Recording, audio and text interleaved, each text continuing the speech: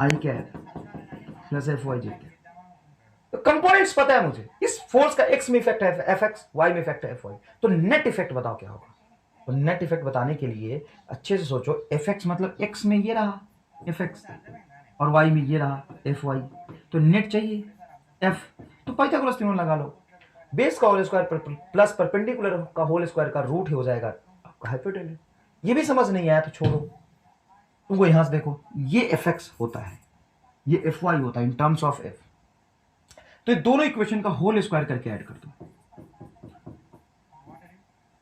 इसका whole square बोलो क्या होगा, एफ एक्स का whole square plus F Y का होल स्क्वायर, देखो लेफ्ट हैंड साइड का स्क्वायर करके जोड़ दिया, राइट हैंड साइड में F square cos theta F square sine theta, तो एफ स्क्वायर बाहर आ जाएगा, ये F square cos square theta में एफ स्क्वायर बाहर, F square sine square theta में एफ स्क्वायर बाहर, तो ये बनेगा आपका sine square theta plus cos square theta, sign square theta plus cos square theta क्या होगा 1, स्क्वायर इधर ले आओ, तो f इज इक्वल टू हो गया रूट अंडर एफ एक्स का whole square plus F Y का होल स्क्वायर। देखो ये तो मैग्नीट्यूड में डायरेक्ट बोल दो, फॉर्मूला बता तो तुम निकाल लोगे, लेकिन फील के साथ देखो कि कैसे आया, क्यों आया, ये इसलिए आया क्योंकि ये पाइथागोरस थ्योरम का एप्लीकेशन होगा, एक्स का इफेक्ट हमें पता है, वाई का इफेक्ट पता है, दोनों 90 डिग्री पे है, तो नेट इफेक्ट हाइपोटेन्यूज से बनता है, और उसको हम डायरेक्ट लिख सकते हैं रूट अंडर एफ एक्स का whole square plus F Y का होल स्क्वायर। सर ये सब ठीक है, लेकिन हम पढ़ क्यों रहे, सवाल ये है कि हम पढ़ क्यों रहे हैं।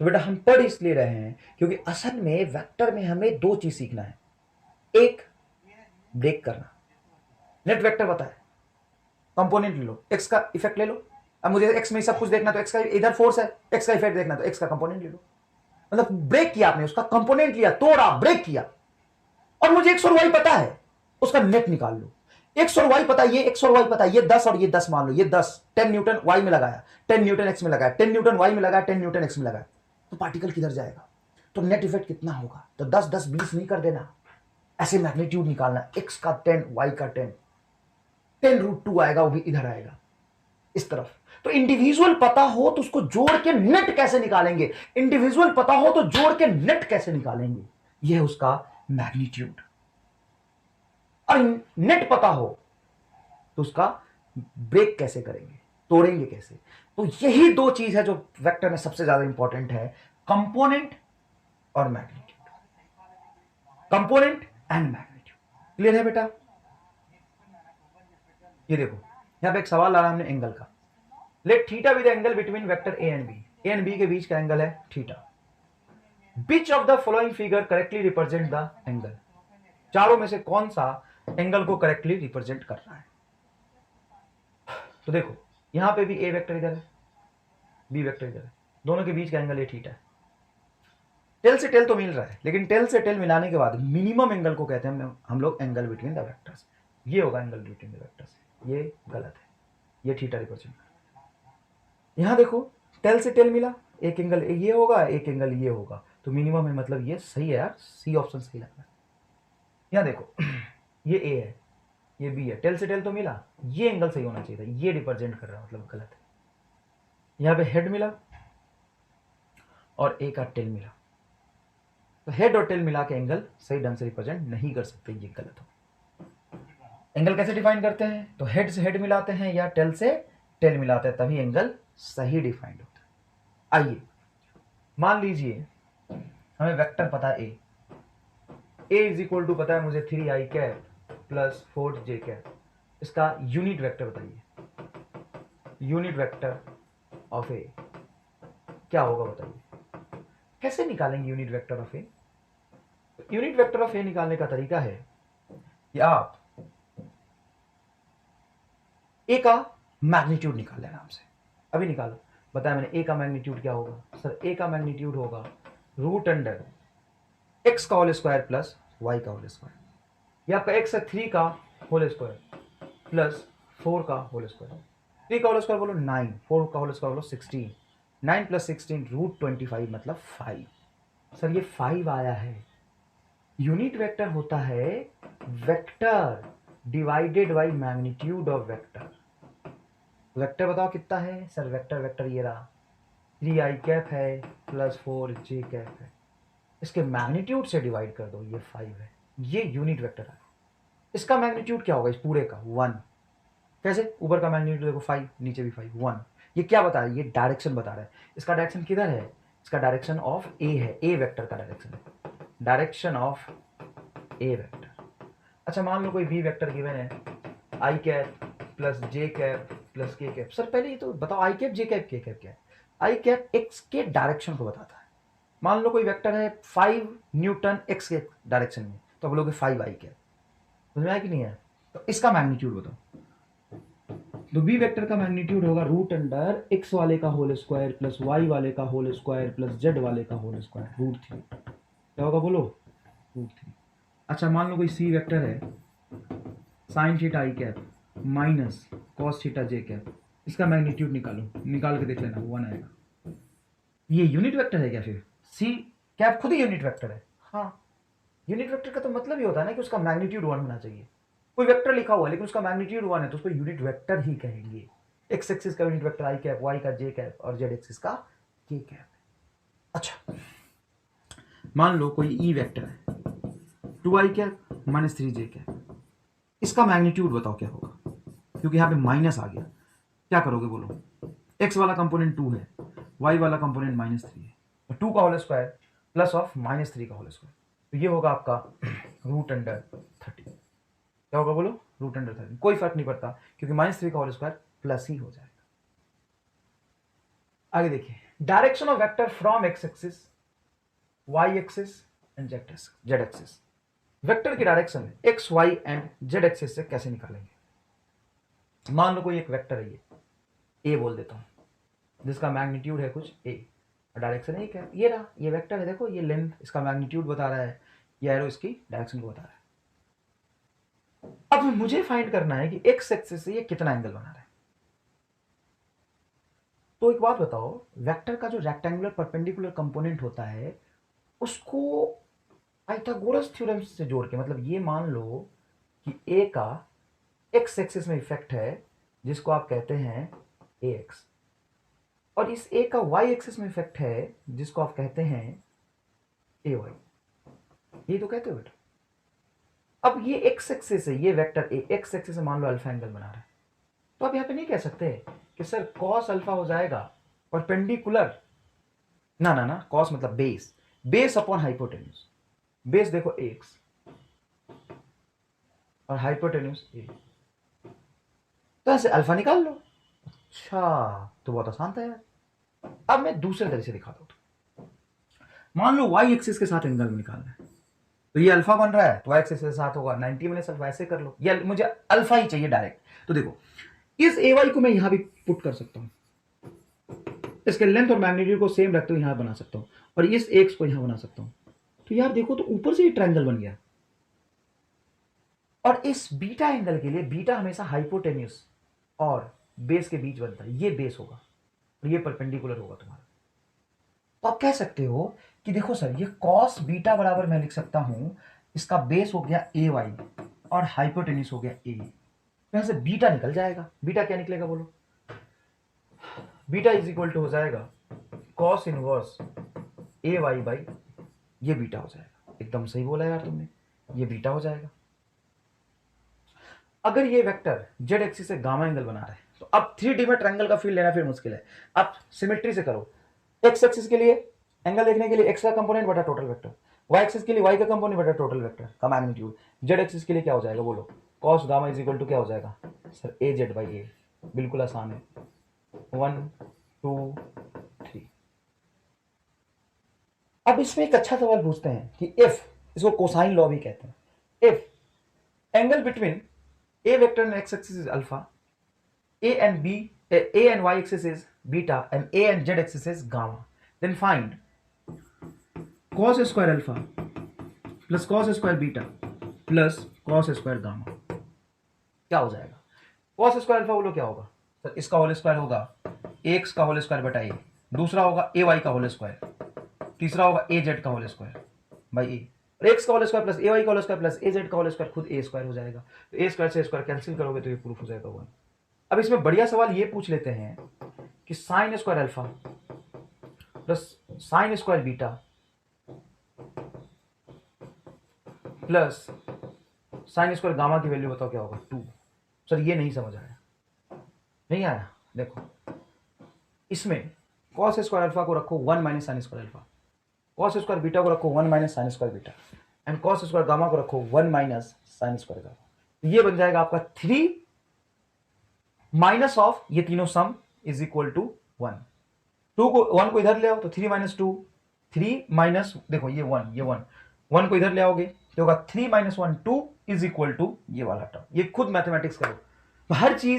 हर चीज सब कुछ लिख लिख के नोट्स बना के प्रॉपर में नहीं बता सकता। समझा दिया ना, यहाँ पे पेज स्क्रीन पॉज करके खुद करो, उसको चेंज करो 1 minus sine square alpha, 1 minus sine square beta, 1 minus sine square gamma. ये आप नहीं कह सकते सर आप पूरा लिखो और पूरा लिखवाओ। 3 महीने के क्रैश कोर्स में अगर मैं तुम्हें ईमानदारी से बताऊं इतने डिटेल में, पूरे इंडिया में अगर कोई पढ़ा दे तो बता देना, पढ़ाना छोड़ दूंगा। इतने डिटेल में तुम्हें सब चीज पढ़ा दे तो एक बात समझो, अगर मैं तुम्हें कहूं कि टोटल फिजिक्स में मेन इंपॉर्टेंट टॉपिक क्या होता है वो बताओ, तो मैं 300 टॉपिक बता दूं तुम्हें। 300 टॉपिक, यस 30 चैप्टर में कम से कम 5 6 टॉपिक इंपॉर्टेंट टॉपिक मानता है। 30 चैप्टर में रोटेशन में तो 10 हो जाएंगे, इलेक्ट्रोस्टैट में तो 12 हो जाएंगे। अगर मैं तुम्हें सिर्फ इंपॉर्टेंट टॉपिक बताता जाऊं ना तो वो 300 होंगे। इंपॉर्टेंट टॉपिक कुछ भी बोलने से पहले थोड़ा सोचा करो, और उसके लिए सोचने के लिए चाहिए बुद्धि। ये देखो, तो यहां से अपन ये प्रूव कर लेंगे। अगर मुझे कोई वेक्टर पता हो, like if A vector is equal to 3i cap plus 4j cap plus 5k cap, then find angle between A vector and Z axis. बड़ा आसान है, अगर तुमने कंसेप्ट समझा तो बहुत आसान है। देखो इधर किसी वेक्टर और particular axis X Y Z axis के बीच में एंगल निकालने के लिए जिससे एंगल पूछ रहा है वो वाला कंपोनेंट बटा net vector magnitude of vector से डिवाइड कर दो। यहां पे देखो gamma is equal to cos gamma is equal to किसके साथ एंगल देखना है, जेड एक्सिस। जेड वाला कंपोनेंट बोलो क्या है 5 डिवाइडेड बाई मतलब है ए जेड बटा magnitude of vector. Magnitude of vector root under 5 का होल स्क्वायर प्लस 3 का होल स्क्वायर प्लस 4 का whole square. Cos gamma is equal to आएगा 5 डिवाइडेड बाई 5 रूट 2। 5 से 5 कैंसिल हो गया, 1 upon root 2। Gamma is equal to 45 degree. Gamma is equal to क्या जाएगा बोलो 45 डिग्री। समझ आया ये बात? नेक्स्ट देखिए, multiplication of vector with scalar. Multiplication of vector with scalar. मान लो कोई ए वेक्टर है 3i cap plus 4j cap, इसको मुझे स्केलर से मल्टीप्लाई करना है। आसानी ले लो, चलो आई कैप ले लो बस। एक वेक्टर है देखो 3i कैप, ए वेक्टर है 3i कैप बेटा, ए वेक्टर है जिसकी वैल्यू 3i कैप है। देख ए वेक्टर है। अब मैं कहता हूं फाइंड 2a वेक्टर, मतलब 2 स्केलर से इसमें मल्टीप्लाई कर दो तो क्या हो जाएगा सोच के बताओ तो। 2 इंटू ए वेक्टर की वैल्यू 3i कैप, ये हो जाएगा 6i कैप। मतलब इसका डबल कर दो। ए वेक्टर हमें पता है, ए वेक्टर ये रहा, मुझे 2a वेक्टर बताओ तो 2a वेक्टर में ये देखो ये हो जाएगा 2a वेक्टर।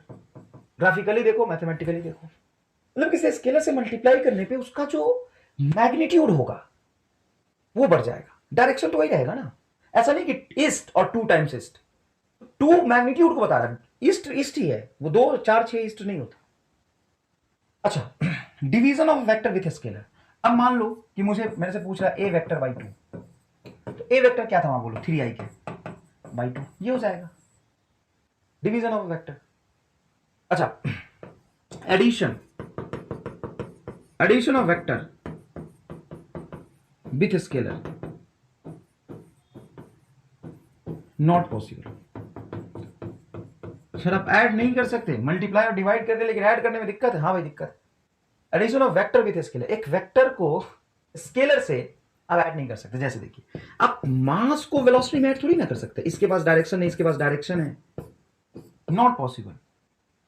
ऐसे नहीं कर सकते आप 2 प्लस ए वेक्टर। 2 चीजों को तभी जोड़ सकते जब उनका डायमेंशन सेम हो। डायमेंशन सेम होगा मतलब फिजिकली सेम ही चीज को रिप्रेजेंट कर रहा होगा ना। स्केलर को वेक्टर के साथ ऐड नहीं कर सकते, ध्यान रखिए। हाँ, एडिशन ऑफ वेक्टर कर सकते हैं, एडिशन ऑफ 2 वेक्टर। अब किसी 2 वेक्टर को ऐड करने के लिए कई सारे मेथड होते हैं। सबसे पहला होता है एनालिटिकल मेथड, मतलब मान लीजिए ए वेक्टर आपको पता है 2i cap plus J cap, v vector पता है minus J cap plus 3i cap. तो A vector plus B vector बताइए क्या होगा? A vector plus B vector होगा, ए हो गया देखिए आपका 2i cap plus J cap, plus B vector हो जाएगा आपका minus J cap plus 3i cap. Add करेंगे तो आई से इंटरेक्ट करेगा, ये समझाने की कोशिश कर रहे हैं। तो 2i प्लस 3i बताइए क्या होगा? 5i। और जे से जे क्या हो जाएगा? कैंसिल। तो आंसर हो जाएगा आपका सिर्फ 5i। ठीक है बेटा, आगे triangle law of vector most important theorem क्या कहता है? Triangle law of vector triangle law of vector कहता है कि to add any two vector, to add any two vector, to add, अरे ये टू नहीं सॉरी,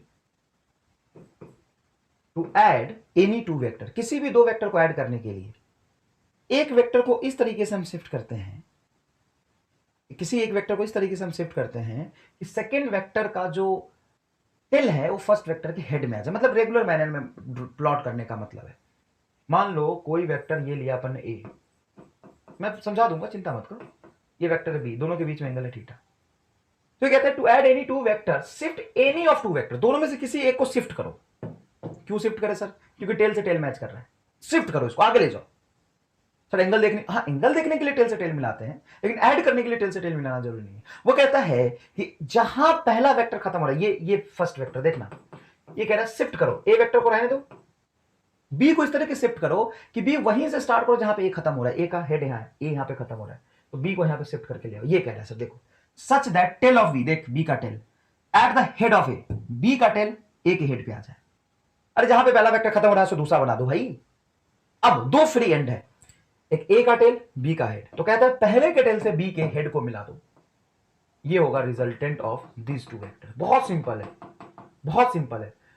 देखो to add any two vector a and b, shift any of two such that tail of b at the head of a, tail of b, देख tail of b at the head of a, at the head of a, then sum of a plus b is equal to r drawn from tail of a, tail of a to head of b। Simple है। अच्छा इसी का एक दूसरा statement है, triangle of वेक्टरेशन को दो तरीके से रिप्रेजेंट करते हैं। If two vector represented by two side of a triangle, अगर दो वेक्टर ट्रायंगल के दो साइड से रिप्रेजेंट कर रहा हूं in a regular manner, is not same order, जैसे मान लो कोई ये ए वेक्टर है, जहां पहला वेक्टर खत्म हुआ है वहीं से दूसरा शुरू कर दिया, ये ट्रायंगल का दो साइड है, तो जो तीसरा साइड होगा ट्रायंगल का, थर्ड साइड होगा जो ट्रायंगल का, वो इन दोनों का रिजल्टेंट बताएगा। सिंपल, इसीलिए इसको ट्रायंगल लॉ नाम दिया है। पढ़ो, if two vector represented by two side of a triangle, two side of triangle in a same order, same order मतलब ऐसा नहीं कि ए यहां खत्म हो रहा है बी को भी यही खत्म करो ना, पहले जहां ए खत्म हो रहा है वहीं से बी बनाओ, यानी सेम ऑर्डर।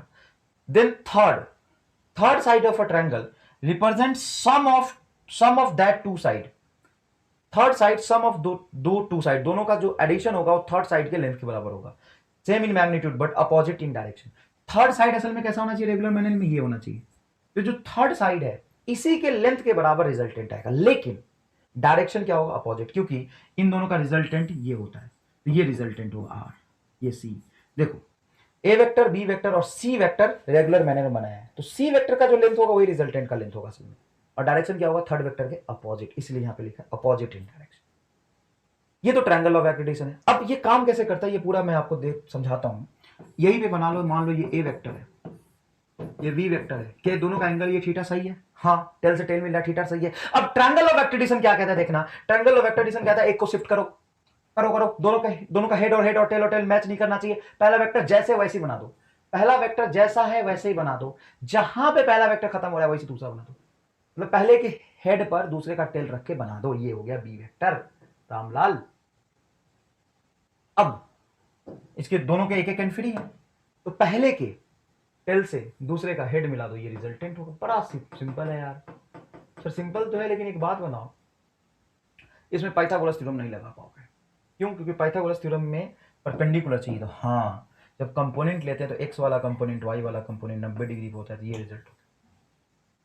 अच्छा, ये एक ऐसे अगर लाइन ड्रॉ करूँ एक्स एक्सिस के पैरेलल, तो ये एक्स एक्सिस से थीटा एंगल बना रहा था अभी, मतलब ये अगर थीटा मैं रखूँ तो सही है, हाँ ये सही, इसमें कोई दिक्कत नहीं है। बहुत बढ़िया बेटा। अब एक काम करो, बी का रेक्टेंगुलर कंपोनेंट ले लो, आगे इधर बोलो क्या होगा, बी कॉस थीटा, और बी का vertical component B sine theta. अब बी को दो हिस्से में तोड़ लिया, एक्स एक्सिस वाला बना A plus B cos theta total, और ये बना बी साइन थीटा। अब तुम कह सकते हो यहां से पूरा यहां तक बेस, ये परपेंडिकुलर, तो ये उसी का हाइपोटेन्यूज हो जाएगा। मतलब जो रिजल्टेंट है उसका लेंथ या उसका मैग्नीट्यूड निकालने का तरीका है बेस का होल स्क्वायर। बेस बोलो क्या है, ए प्लस बी कॉस थीटा का होल स्क्वायर प्लस परपेंडिकुलर क्या है, बी साइन थीटा का होल स्क्वायर। अब जब होल स्क्वायर खोलोगे तो पहला टर्म बनेगा बेटा ए स्क्वायर, देखो यहां पे ए स्क्वायर प्लस 2ab, तो 2a b की वैल्यू b नहीं है कॉस थीटा है। अरे भाई ए प्लस बी का होल स्क्वायर खोल रहा हूं, A square plus 2ab plus B square, तो b में क्या है ये देखो पूरा, तो B square cos square theta, और यहां पे B square sine square theta, तो बी स्क्वायर अगर मैं बाहर निकाल लूं तो अंदर बचेगा sine square theta plus cos square theta, 1 हो जाएगा। तो ये आया तुम्हारा रिजल्टेंट का मैग्नीट्यूड। इसको थोड़ा अरेंज कर लो, तो ये होगा A square plus B square plus 2ab cos theta. अगर देखो ये भी फील करो, अगर ये थीटा 90 होता, मतलब ए वेक्टर इधर बी वेक्टर इधर, तो इसका रिजल्टेंट तो सिंपल हो जाता, root under A square plus B square. लेकिन ये 90 नहीं है, ये थीटा है। तो इसको रटो, दो वेक्टर जिनका मैग्नीट्यूड ए एंड बी है, अगर उनके बीच थीटा एंगल बन रहा है तो उनका रिजल्टेंट होगा root under A square plus B square plus 2ab cos theta. अच्छा, अगर इन दोनों के बीच का एंगल 0 डिग्री है मान लो, तो यहां रखो 0, कॉस 0 होता है 1, तो ये बनेगा A square plus B square plus 2ab, तो ए प्लस बी का होल स्क्वायर ये आ जाएगा, ए प्लस बी का होल स्क्वायर, उधर रूट लगा है तो ये बनेगा ए प्लस बी। अगर मैं थीटा को रखूं 90 डिग्री तो कॉस 90 हो जाता है 0, तो पूरा 0 नहीं होगा, ये कॉस 90 0, तो ये बनेगा r बराबर root under A square plus B square, और थीटा को 180 रखूं, कॉस 180 होता है -1, तो ये बनेगा r is equal to A minus B का होल स्क्वायर। तो ये सिंपल, रूट भी है तो ए माइनस बी आ जाएगा। तो किसी भी दो वेक्टर को जब आप ऐड करते हैं तो उसका मैक्सिमम पॉसिबल वैल्यू है ए प्लस बी, जो वो 0 डिग्री पे हो। और सही बात भी है, अगर दो वेक्टर को ऐड करके आप मैक्सिमाइज करना चाहते हो और दोनों आगे लग रहा हो 10 और 5 न्यूटन, तब तो 15 हो जाएगा आराम से। लेकिन एक आगे लग रहा है 10 न्यूटन, एक पीछे लग रहा है 5 न्यूटन, और तुमको ऐड करो, तो ऐड करोगे तो रिजल्टेंट 5 ही होगा। तो देखो यहाँ पे, देखो ए माइनस बी, ये मिनिमम पॉसिबल रिजल्ट है। मतलब किसी भी वेक्टर को ऐड करते हैं तो उसका रिजल्टेंट ए माइनस बी के बराबर या उससे बड़ा होगा, या ए प्लस बी के बराबर या उससे छोटा होगा। रिजल्टेंट यहां से यहां तक वेरी करता है। एग्जाम्पल देख लेते हैं। मान लीजिए ए आपका 4, बी आपका 2, ए का मैग्नीट्यूड है 4, बी का मैग्नीट्यूड है सॉरी ए का मैग्नीट्यूड 4, बी का मैग्नीट्यूड है 2। तो इनका रिजल्ट कहां से कहां तक हो सकता है, ए प्लस बी से लेकर के ए माइनस बी तक। एंगल नहीं पता अपने को, अगर इनके बीच का एंगल 0 है तो पैरेलल हो जाएंगे, 4 + 2 6 होगा, 6 होगा। और अगर ये एंटी पैरेलल हुआ, तुमने ऐड किया तो 2 होगा। तो 2 और 6 के बीच में कुछ भी आ जाएगा। मतलब तुम कहना चाहते हो 2 + 4 = 2, हाँ, जब वो 0 डिग्री 180 डिग्री पे एंगल पे होंगे, 4 इधर 2 इधर, तो नेट बताओ, ये 4 इधर, देखो इधर 4 इधर 2 इधर, तो नेट बताओ 2 न्यूटन। मतलब 4 + 2 = 2। घर वालों को जाके नहीं बता दिया, बता देना। ये अलग पांडे के क्रैश कोर्स में एमआर सर गलत पढ़ा रहे हैं। उन्होंने आज मुझे सिखाया 4 - 2 = 2, 4 + 2 = 2, सॉरी सब्ट्रैक्शन तो ठीक ही होगा, 4 + 2 = 2 होगा। वेक्टर है बेटा, ये वेक्टर है। हाँ, इसको अपने तक रखना, किसी को बताना नहीं है। अच्छा, 4 + 2 = 4, 4 + 2 = 4। ये तो डाउट लग रहा है सर, 4 + 2 = 4 कैसे हो जाएगा? एंगल बेटा, एंगल। इन दोनों के बीच में कुछ ऐसा एंगल आएगा, और एंगल निकाल भी सकते हैं, निकाल के दिखाऊंगा भी। इनका जो रिजल्ट है वो 2 से लेके 6 के बीच में कुछ भी हो सकता है। मजा आया कि नहीं है? अब इनका स्पेशल केस देखो, if magnitude of A is equal to magnitude of B बराबर ए, देन जो रिजल्टेंट है वो क्या था, A square plus B square, लेकिन ए और बी को दोनों ए रख देंगे, तो बनेगा A square plus A square 2a square plus 2a into A B, तो 2a स्क्वायर कॉस थीटा, ये बनेगा। निकाल लो ना, पीछे से कंपेयर कर लो तुरंत से। यहां से अगर मैं a को कॉमन निकाल लूं और 2 को ब्रैकेट में ले लूं, तो ये बनेगा 1 + cos theta, and 1 + cos theta is nothing but 2 sin square theta by 2। अब ट्रिगोनोमेट्री में नहीं जाएंगे, ये याद होना चाहिए आपको, 1 + cos theta 2 sin square theta by 2। तो 1 प्लस कॉस थीटा को लिख सकता हूँ 2 साइन स्क्वायर थीटा बाई 2। जैसे मैं यहाँ पे रखूंगा 2 साइन स्क्वायर थीटा बाई 2, तो 2 मल्टीप्लाई 2 हो जाएगा 4, 4 का रूट बाहर जाएगा तो 2 आएगा, तो ये बनेगा 2। अरे यार दो रखने यहाँ पे, 1 plus cos theta 2 sign square theta by 2 होगा, तो 2 मल्टीप्लाई 2 4 का रूट बाहर आएगा तो 2 आएगा, और साइन स्क्वायर थीटा का रूट तो साइन थीटा बाई 2, ये बनेगा, सॉरी गलत लिख दिया, I am sorry. 1 plus cos theta होता है 2 cos square theta by 2। Actual में आज 2 घंटे की रिकॉर्डिंग लाइट जाने की वजह से खराब हो गई, पूरी फाइल करप्ट हो गया, पूरा गया मेहनत, फिर दोबारा 2 घंटे का कर रहे हैं अपन, है ना, तो इसलिए थोड़ा सा है। 1 प्लस कॉस थीटा होता है 2 कॉस स्क्वायर थीटा बाई 2। तो यहाँ पे जैसे ही रखोगे तुम 2 कॉस स्क्वायर थीटा बाई 2, तो 2 से 2 मल्टीप्लाई होगा तो 4, 4 बाहर जाएगा तो 2a कॉस थीटा बाई 2। अरे स्क्वायर है, ये रूट है, ये आएगा result 2a cos theta by 2। मान लो दो ऐसे वेक्टर जिनका मैग्नीट्यूड सेम है और 0 डिग्री पे लग रहे हैं, तब थीटा 0 डिग्री, तो रिजल्ट क्या होगा सर, 2a हो जाएगा। अच्छा थीटा अगर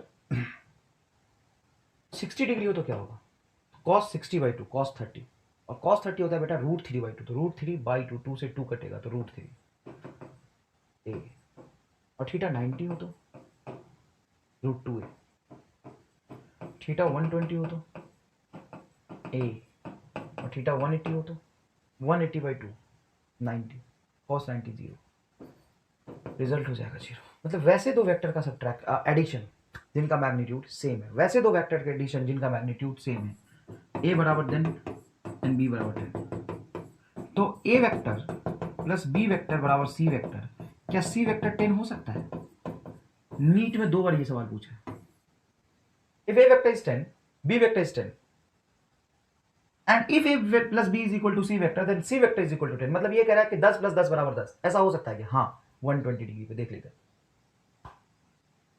10 यहाँ 10 यहाँ 10 प्लस 10 का एडिशन 10, 10 प्लस 10 बराबर 10, 10 और 10 फोर्स जोड़ा रिजल्ट 10 आएगा। जब एग्जैक्टली दो सेम मैग्नीट्यूड का वेक्टर 120 डिग्री पे एक्ट हो रहे हैं, तो यहां पे रख दो ना, तुम ऐसे निकाल लो, इसी फॉर्मूला से निकाल लो, रखो the 10 call square plus 10 call square plus 2 10 into 10 into cos 120 degree, निकाल लो, ये क्या आ जाएगा, ये 10 ही आ जाएगा। तो मैंने इसलिए जानबूझ के ये कराया है कि अब तुम एनएलएम का सवाल करो, ग्रेविटेशन का सवाल करो, न्यूटन्स लॉ का सवाल करो, डायरेक्ट आंसर निकाल सकते हो, जैसे फील करके देखो। यहाँ पे मैं फिर बताता हूँ देखो इसका एप्लीकेशन देखना कितना जबरदस्त होगा। मान लो एक कोलेटरल ट्रायंगल के तीनों कॉर्नर पे चार्ज रख दिया, इस पे नेट फोर्स बताओ इन दोनों की वजह से। तुम कहोगे कि सर मान लीजिए इसने नेट फोर्स लगाया इधर एफ, इसने नेट फोर्स लगाया इधर एफ, एक कोलेटरल ट्रायंगल होने की वजह से ये एंगल होगा 60 डिग्री, तो नेट फोर्स हो जाएगा रूट 3 एफ। क्यों भाई, एफ और एफ 60 डिग्री पे, देखो एफ और एफ 60 डिग्री पे रूट 3 एफ। तो ये अगर रटा हुआ होगा तो बार बार आपको कैलकुलेट करने की जरूरत नहीं होगा, और ये n number of time gravitation, electrostat, magnetism, rotation, laws of motion में यूज होगा। समझ आया?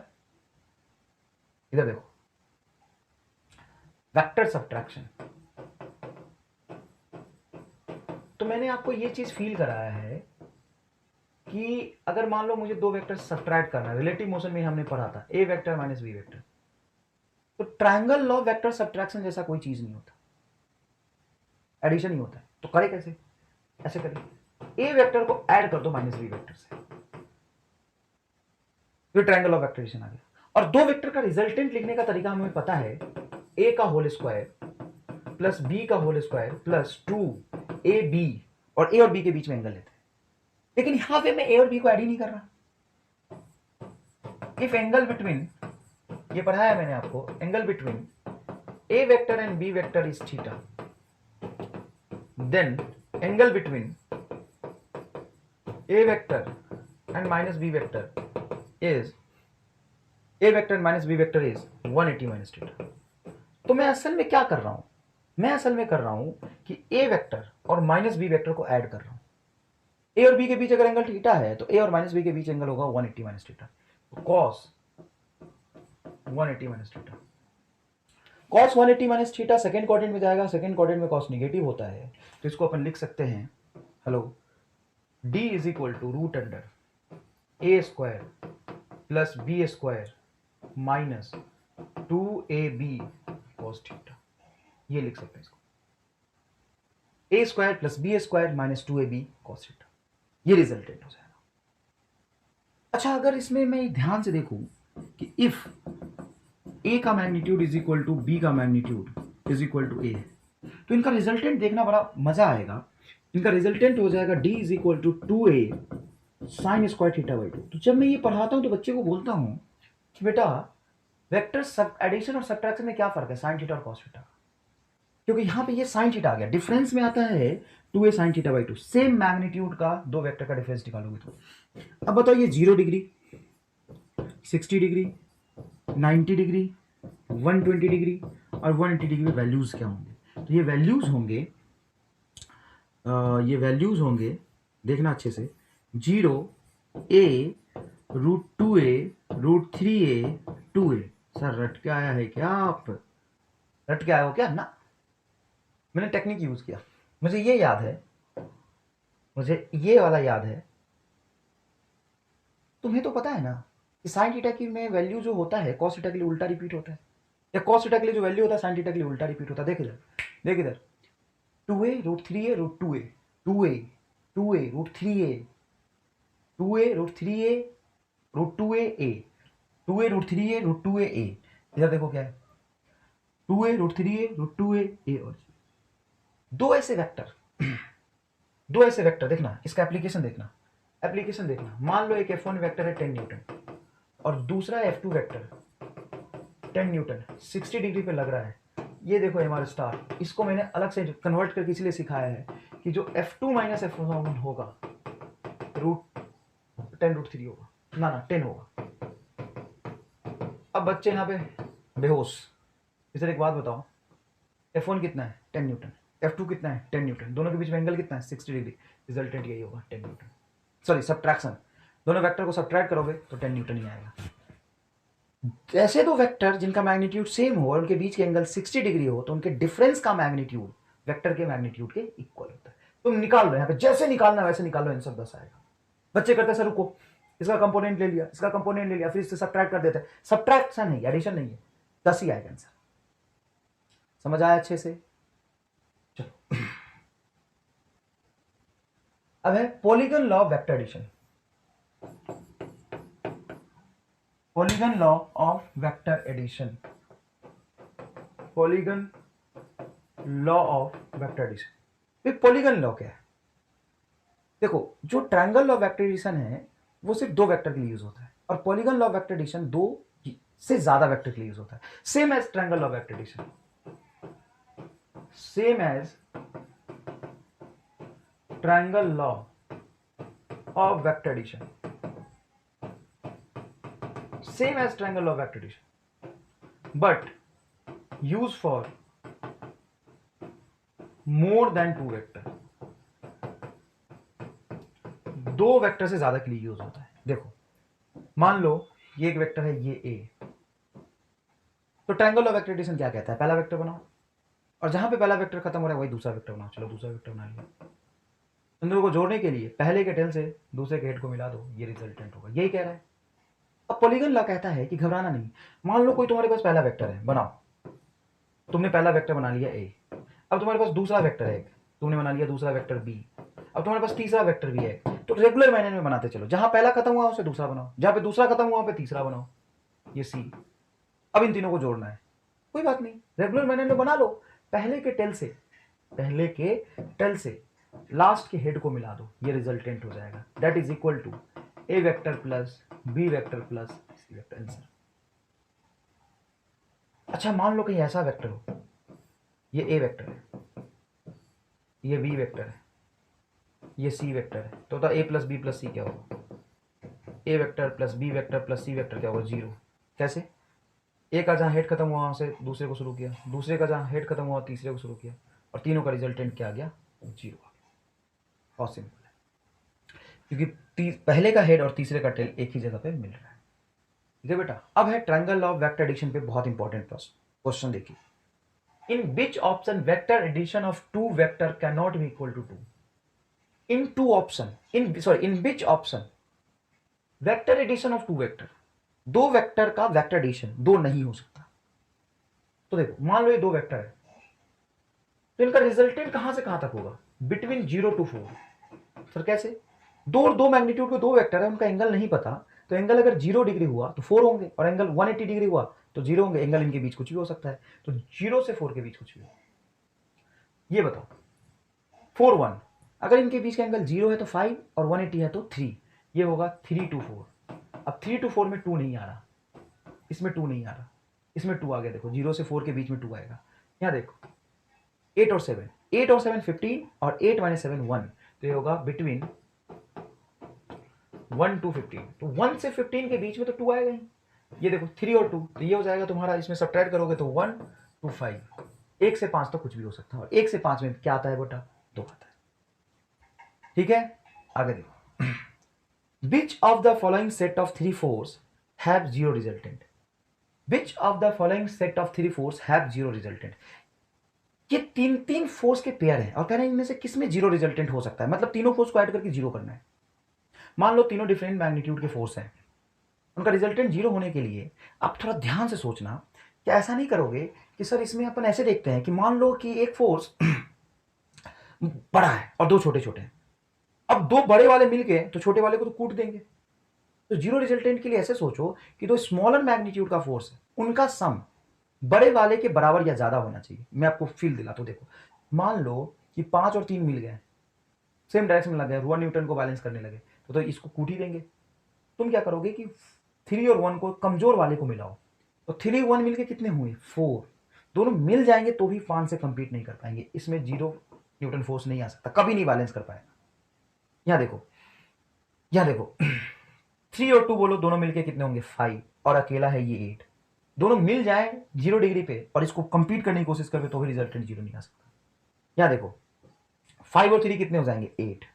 मैक्सिमम 8 होंगे, मिनिमम कितने हो सकते हैं?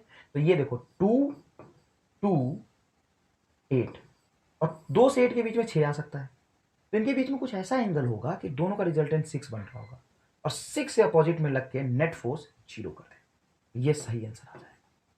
समझ आया ये बात?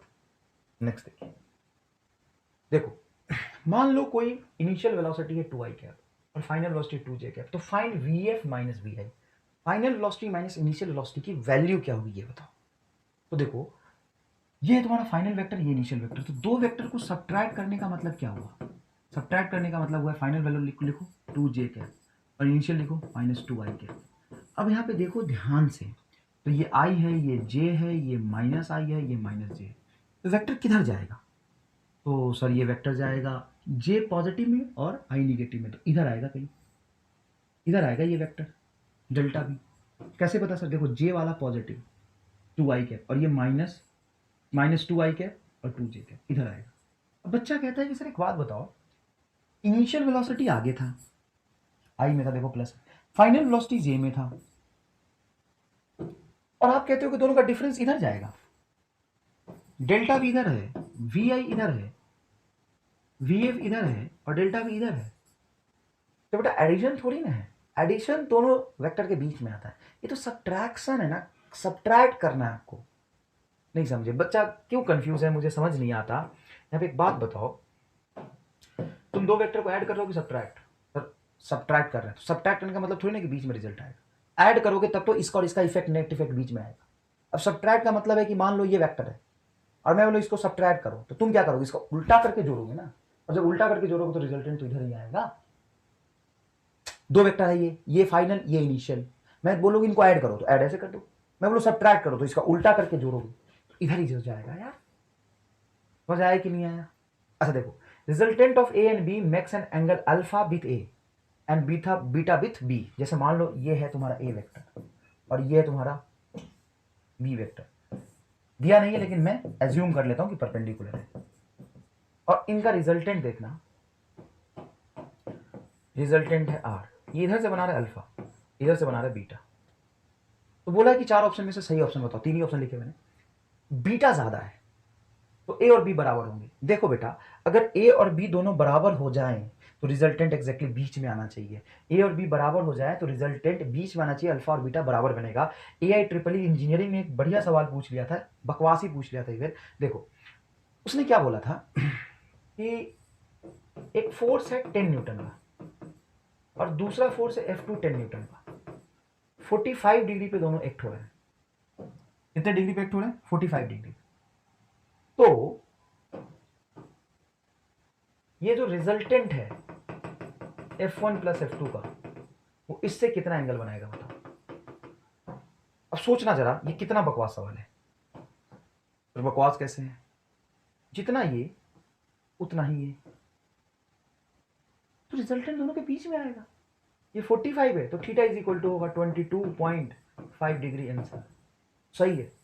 और किसी फॉर्मूले से अगर निकालने बैठ गए तो जीवन निकल जाएगा। लॉजिक बहुत सिंपल है। तो यहां आओ, ये देखो अल्फा ज्यादा है, मतलब ए से एंगल ज्यादा बना रहे हैं तो ए की वैल्यू ज्यादा होगी ना। अगर ये ज्यादा हो जाए तो अल्फा इसके पास होगा। फिर से यहां डायग्राम से फील दिला दूं मैं तुम्हें। मान लो ये वेक्टर है ए और ये वेक्टर है बी। ईमानदारी से बताओ रिजल्टेंट किसकी तरफ झुकना चाहिए? सर रिजल्टेंट इसकी तरफ झुकना चाहिए। क्यों सर? अरे जो ज्यादा मैग्नीट्यूड का होगा रिजल्ट को अपने साथ लेके जाएगा ना। मान लो ये एकदम कम हो गया, ले ऐसे कर देता हूं। अब बता, सर ये वाला एंगल कम होगा और अल्फा ज्यादा होगा, तो अल्फा ज्यादा होगा बीटा से। कब? जब बी ज्यादा होगा ए से। मतलब जो ज्यादा मैग्नीट्यूड का उससे एंगल कम बनेगा। तो अगर अल्फा ए से बन रहा है तो ए का मैग्नीट्यूड, अल्फा ज्यादा है तो ए का मैग्नीट्यूड कम होना चाहिए। गलत है। देखो अल्फा ज्यादा है, ये एंगल ज्यादा है, मतलब रिजल्टेंट ऊपर चला गया। रिजल्टेंट ऊपर चला गया मतलब बी की मैग्नीट्यूड ज्यादा होगी। ये सही। फील करो बेटा, यहां पे फील करो इस बात को। मान लो कि ये है तुम्हारा बी वेक्टर और ये है ए ये ए है 50 न्यूटन और ये 10 न्यूटन। तो इनका रिजल्टेंट इनके बीच में कहीं आएगा। ऐड करने का मतलब इनके बीच में आएगा रिजल्टेंट कहीं। वो किधर किसकी तरफ ज्यादा झुका होगा? एक्स में अगर कोई 50 न्यूटन का फोर्स है, वाई में 10 है, तो किसकी तरफ रिजल्टेंट होगा? तो इसकी तरफ रिजल्टेंट होगा। इससे जो एंगल बनेगा अल्फा, ये बीटा के कंपेयर में कम होगा। एंगल कम तो वैल्यू ज्यादा। हिलाया कि नहीं इस बात का? यही आपको करना था feel. Minimum number of unequal vector whose resultant can be 0। 3 unequal vector है। अनइक्वल, इक्वल नहीं, मिनिमम नंबर ऑफ वेक्टर नहीं पूछा, अनइक्वल पूछा है। मतलब 3 वेक्टर है, तीनों का मैग्नीट्यूड अलग अलग है। तो होगा ना कि 2 इधर 3 वेक्टर, तो ये दोनों मिलके इसको कंपेयर कर ले तो 3 चाहिए। 2 से तुम कर पाओगे क्या 0? बताओ। अनइक्वल वेक्टर है, 4 है 1 6 है, उनका रिजल्टेंट 0 नहीं होगा। लेकिन एक 4 और 2 है, तो 4 और 2 मिलकर 6 बनाएंगे जो 6 के अपोजिट होगा। आंसर कितना होगा बोलो? 3। एक बढ़िया सवाल लिखा है मैंने, देखो। Resultant of 2 vector is perpendicular to the smaller vector. ऐसे सवाल पूछे जाते हैं, ये बढ़िया सवाल है, अच्छे से पढ़ो। Resultant of 2 vector is perpendicular to the smaller vector. 2 vector है ए एंड बी, उनका जो रिजल्टेंट है ना स्मॉलर वेक्टर के परपेंडिकुलर है। बहुत बढ़िया सवाल है, सुनना। सॉल्यूशन एक ही लाइन में डायग्राम बना के बता दूंगा। मान लो कोई वेक्टर है ए और रिजल्टेंट इसका इसके परपेंडिकुलर है। रिजल्टेंट मतलब हमेशा एडिशन। अगर रिजल्टेंट परपेंडिकुलर है तो पक्की बात है रिजल्टेंट बीच में होता है, तो दूसरा वेक्टर इधर होगा। सोचो अच्छे से, ये दूसरा वेक्टर इधर होगा भाई। Resultant of 2 vector is perpendicular to the smaller vector. ये रिजल्टेंट जो है ए और बी का, वो ए और ए के परपेंडिकुलर है, तो ये तभी संभव है जब बी इधर जाएगा। And magnitude of resultant is half of the other vector. जो रिजल्टेंट है ना, ये इस वेक्टर का, बी वेक्टर का आधा है, मतलब ये b/2 है। Then find angle between the vectors. अब सुनना, आंसर सुनो, अब डायरेक्ट आंसर देखो, सुनो। मान लो ये एंगल कुछ थीटा है, तो ट्रायंगल बनाओ एक। ट्रायंगल में देखो ये एंगल थीटा है, इस हाइपोटेन्यूज का इधर कंपोनेंट थीटा की तरफ कॉस थीटा होगा, तो तुम कह सकते हो b cos theta is equal to r और r is equal to b/2। तो b से b कैंसिल होगा, तो cos theta is equal to half, hence theta is equal to 60 degree. तो थीटा तो तुमने एक इमेजिनरी ट्रायंगल में यहां माना था, ए इधर है और यही से टेल बी का है, तो ए और बी के बीच का एंगल क्या होगा? तो ये पूरा अल्फा बराबर हो जाएगा 90 plus 60 is equal to 150 degree. समझ आया? 90 plus 60 is equal to 150 degree. तो अपन ये देखिए, ए नीट का, AIPMT का पूछा हुआ डायरेक्ट सवाल और डायरेक्ट आंसर देखना, फील करना इस बात को। लिखा हुआ a plus B is equal to A plus B का मॉड। 2 वेक्टर को ऐड किया उसका मैग्नीट्यूड, और 2 वेक्टर को सब्ट्रैक्ट किया उसका मैग्नीट्यूड सेम है। तो ए और बी के बीच का एंगल क्या होगा बताओ? ए और बी के बीच का एंगल क्या होगा बताओ? तो चलो मैं तुम्हें दिखाता हूं, ए और बी के बीच का एंगल मैं तुम्हें दिखाता हूं। देखो वेक्टर एडिशन में चलो, यहाँ देखो, दो वेक्टर को मैंने सब्ट्रैक्ट करा तो उसका मैग्नीट्यूड आया √2 है, और दो वेक्टर को मैंने ऐड करा तो भी उसका मैग्नीट्यूड आया √2 है। और अलग तरीके से दिखाता हूँ, जब दो वेक्टर को ऐड किया था तो रिजल्टेंट देखो, a² + b² + 2ab cos θ, और सब्ट्रैक्ट किया था तो a² + b² - 2ab cos θ। अगर यहाँ पे थीटा को 90 रखूँ तो ये प्लस हो या माइनस हो, दोनों सबको जीरो बना देगा, तो रिजल्टेंट यही बचेगा √a² + b²। तो दो वेक्टर को ऐड करो या सब्ट्रैक्ट करो, उनका मैग्नीट्यूड 90 डिग्री पे यही आएगा, क्योंकि 90 डिग्री रखने से ये टर्म ही गायब हो जा रहा है। तो अगर कंसेप्ट समझ आया तो देखो आंसर एक लाइन में आया, और ये AIPMT 2014-13 का पूछा हुआ सवाल है बेटा, बस आ गया, ये रहा ये रहा ये रहा ये रहा। बताओ आंसर क्या होगा, 90 डिग्री। अच्छा ये देखो, इफ ए वेक्टर, ये 16-17 का पूछा हुआ सवाल है, A vector is equal to B vector is equal to R vector, A का मैग्नीट्यूड बी का मैग्नीट्यूड आर का मैग्नीट्यूड सेम है, where R is a + b, मतलब a + b को जोड़ने पे आर मिल रहा है, और a और b और r का तीनों का मैग्नीट्यूड सेम है, तो बताओ angle between A and B क्या होगा, 120 डिग्री आंसर। अगर नहीं समझ आया तो छोड़ दे, तेरे बस का नहीं है। सर कैसे किया बता तो दो। अरे भाई वही तो बताते आ रहा हूँ, 10 + 10 का सम 10 ही होगा जब एंगल 120 होगा, यही तो बताया था 120 डिग्री पे। बताओ दो सेम मैग्नीट्यूड का वेक्टर, वो कह रहा है ए का मैग्नीट्यूड बी का मैग्नीट्यूड सेम है, जब उनको ऐड करूंगा तो 0 डिग्री पे उनकी वैल्यू भी 2 है, 60 डिग्री पे √3 है, 90 डिग्री पे √2 है, 120 डिग्री पे ए। मतलब दो वेक्टर का एडिशन, अगर दो सेम वेक्टर का एडिशन का मैग्नीट्यूड वेक्टर के बराबर हो जाता है अगर एंगल 120 डिग्री हो। ये सवाल वही देखो 2006 में पूछा था, ये a + b का मैग्नीट्यूड a - b के मैग्नीट्यूड इक्वल है, तो एंगल क्या होगा 90 डिग्री, एंगल क्या होगा 90 डिग्री। समझ आए ये बात। नेक्स्ट देखिए, the vector quantity among the following, इनमें से वेक्टर कौन है, डिस्प्लेसमेंट, टाइम तो है नहीं, मास है नहीं, डिस्टेंस है नहीं, वेक्टर कौन होगा, डिस्प्लेसमेंट। नेक्स्ट देखो, a + b vector can be written as, ध्यान सुनना, a में b ऐड करो या b में a ऐड करो, एक ही बात है, लेकिन a वेक्टर - b वेक्टर को आप b वेक्टर - a वेक्टर नहीं लिख सकते, ये बराबर नहीं। अच्छा हाँ नहीं सही, सब्ट्रैक्शन नहीं लिखा था, a में से b को घटाओ या b में से a को घटाओ, दोनों अलग बात है, लेकिन a में b जोड़ो या b में a जोड़ो एक ही बात है, ये तो फंडामेंटल सी चीज है।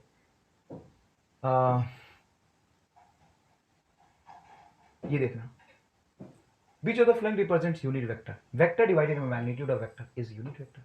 ये रहा, देखो ना मैग्नीट्यूड मतलब मॉड लगाना पड़ेगा, तो उल्टा लिख दिया है बेटा, ये वेक्टर बाय वेक्टर लिख दिया है, ये मॉड मैग्नीट्यूड बाय मैग्नीट्यूड लिख दिया है, एकदम गलत है, ये हो जाएगा। समझ आया, देख लो स्क्रीन पॉज करके आराम से। नेक्स्ट देखो, vector is added to an equal and opposite vector, एक वेक्टर को इक्वल एंड अपोजिट से ऐड कर दूंगा तो रिजल्टेंट 0 होगा, मतलब 0 वेक्टर आना चाहिए। Displacement vector, unit vector, null vector. हाँ अब देखो बच्चा यहाँ पे कंफ्यूज होगा, नल वेक्टर और 0 वेक्टर एक ही चीज होता है, नल वेक्टर एंड 0 वेक्टर एक ही चीज होता है। अब आगे देखते हैं, unit vector does not have any unit, C is answer. Unit vector have direction, magnitude भी होता है उसका 1, यूनिट वेक्टर का मैग्नीट्यूड नहीं होता क्या, यूनिट वेक्टर का मैग्नीट्यूड होता है 1 होता है, लेकिन उसका यूनिट नहीं होता। ये कौन सा यूनिट है, वो kg मीटर पर सेकेंड वाला। नेक्स्ट देखिए, a and b are the two vector and theta is the angle between them. देखो क्रॉस और डॉट प्रोडक्ट अब आगे आने वाले चैप्टर में यूज होगा, वहां मैं पढ़ाऊंगा आपको थोड़ा सा, है ना, बहुत वास्ट सेक्शन है वेक्टर, लेकिन थोड़ा समझो। क्रॉस प्रोडक्ट का मैग्नीट्यूड, क्रॉस प्रोडक्ट में अपन लेते हैं ए बी साइन थीटा, और डॉट प्रोडक्ट में लेते हैं ए बी कॉस थीटा, तो ये हो जाएगा √A/B कॉस थीटा। चिंता मत करो बेटा, वर्क एनर्जी पावर में डॉट प्रोडक्ट का यूज होता है, वहां मैं पढ़ाऊंगा पूरे अच्छे से, लेकिन सवाल आया था एक 2007 में, तो कर लेते हैं। ए बी से भी कैंसिल होगा, समझो ना, डॉट प्रोडक्ट में आता है कॉस थीटा और कॉस प्रोडक्ट में आता है साइन थीटा, तो कॉस इधर चला जाएगा, तो tan theta is equal to √3, hence theta is equal to क्या हो जाएगा 60 degree. B is a correct answer, B is a correct answer. The magnitude of i cap plus j cap is √2, ये अभी निकाला था, ये खुद निकाला है मैंने, अभी क्लास में निकाला है, मत बोल देना सर ने बताया नहीं, क्लास में निकाला है। Vector multiplied by the number 0 resultant into a, 0 से a वेक्टर में मल्टीप्लाई कर दिया, then distance cover by the body, ये क्या लिख दिया भाई, then the correct answer is, ये कैंसिल करो इस सवाल को, ये सिर्फ नहीं कैंसिल मत करो, नहीं तो बोलोगे सर ने बताया नहीं। देख भाई ये कह रहा है कि vector multiplied by the number 0, कोई भी वेक्टर है अगर मैं इसको 0 से मल्टीप्लाई कर दूंगा तो रिजल्ट 0 हो जाएगा, मैग्नीट्यूड ही उसका खत्म हो जाएगा, 0 से मल्टीप्लाई किया ना, आंसर हो जाएगा 0। ये लाइन गलती से लिख दिया। p plus Q is equal to 0। देखो दो वेक्टर है p प्लस क्यू, उसका सम 0 है। Which of the following is necessary true. अगर दो वेक्टर का सम 0 है, अगर मैं q को उधर ले जाऊं तो सिंपल सी बात है, p प्लस क्यू 0 है, q को उधर ले जाऊं तो p वेक्टर बराबर माइनस q वेक्टर। बताओ कौन सा सही आ रहा है? ये बी ऑप्शन सही आ रहा है sir. p vector is equal to minus of q vector. ठीक है क्या बेटा? अब देखो p vector plus q vector is equal to p vector minus q vector, तो सही ऑप्शन बताओ। p 0 है, अगर यहाँ पे p को 0 पुट करोगे तो प्लस q बराबर माइनस q, तो गलत हो जाएगा, ये गलत हो जाएगा। अच्छा p को 1 रखो तो 1 माइनस क्यू बराबर देखो सॉरी p को 1 रखो तो 1 प्लस क्यू बराबर 1 माइनस क्यू, तो इक्वल कहाँ प्रूफ हो? q को 0 रख दो। हाँ q को 0 रखोगे तो q यहाँ ऐड हो रहा था, q सब्ट्रैक्ट हो रहा था, q को 0 तो ये p बचेगा, q को 0 तो ये p बचेगा, मतलब बी ऑप्शन इज करेक्ट। समझ आया बेटा? B option is correct. ठीक है, अब मोशन इन अ प्लेन, भरोसा करो नेक्स्ट लेक्चर में अपन स्टार्ट करेंगे और उसमें आपको मैं फील दिला दूंगा वेक्टर को जो आज हमने पढ़ा है उसको कैसे यूज करना होता है। 2D का मोशन 1D से भी आसान है, हम लोग कल उसको स्टार्ट करेंगे। धन्यवाद।